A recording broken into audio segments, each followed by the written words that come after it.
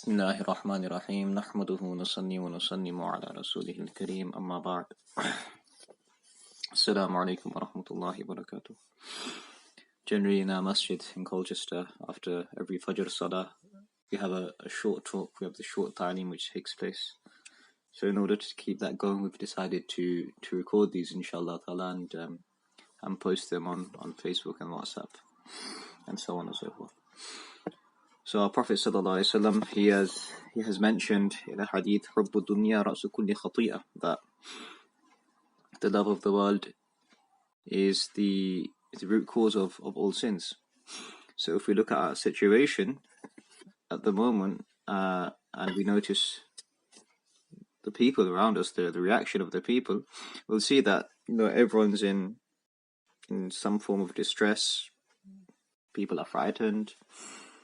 And the most ironic thing is that you can't even run away from this. This this illness here, that there's no way out.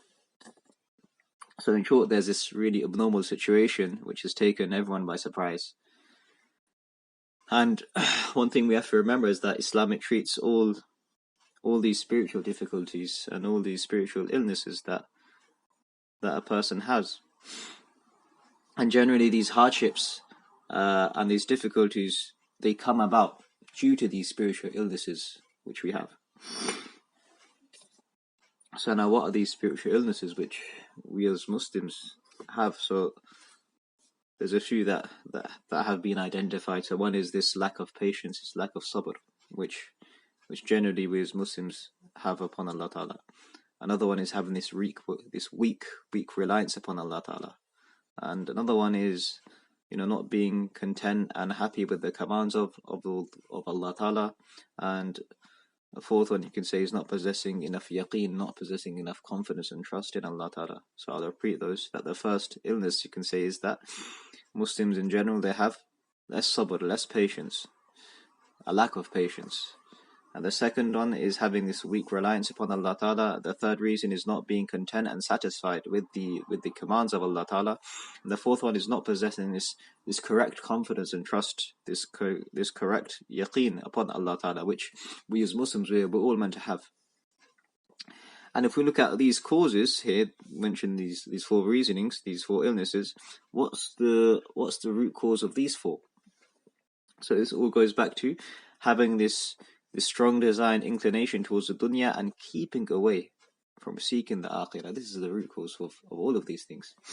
Which is hubbu dunya, like we mentioned in the hadith, hubbu dunya ra'su kulli khati'ah, that the love of the world is the root cause of all sins. So these hardships, these calamities which we're experiencing at the moment, this is due to some spiritual difficulties and deficiencies which we have within ourselves. And these difficulties and these deficiencies have come about due to this excessive love for the world.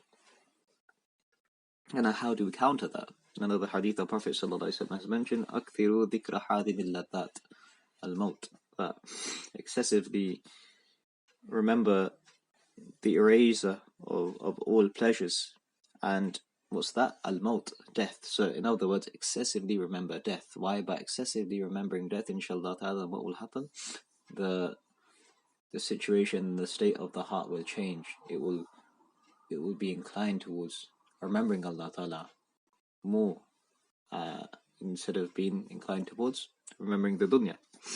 So in other words, if we sum everything up and put everything in a nutshell, Muslims in general, their attention has gone away from Allah Ta'ala. And in order to bring that attention back, the first solution is to remember death. So now all of us individually have to really address ourselves and accept this sour reality that death is real. And this is something that we all gonna have to go through. Now the more we accept this, inshallah ta'ala, then the more easy it will be to accept the realities which are surrounding us now, inshallah ta'ala, and the more easy it will be to climb this ditch which we've put ourselves into, inshallah ta'ala. So may Allah ta'ala gives us tawfiq to benefit, inshallah ta'ala. Subhanallah bihamdi, subhanakallahumma bihamdika, ashhadu an la ilaha illa anta, astaghfiruka wa atubu ilayk.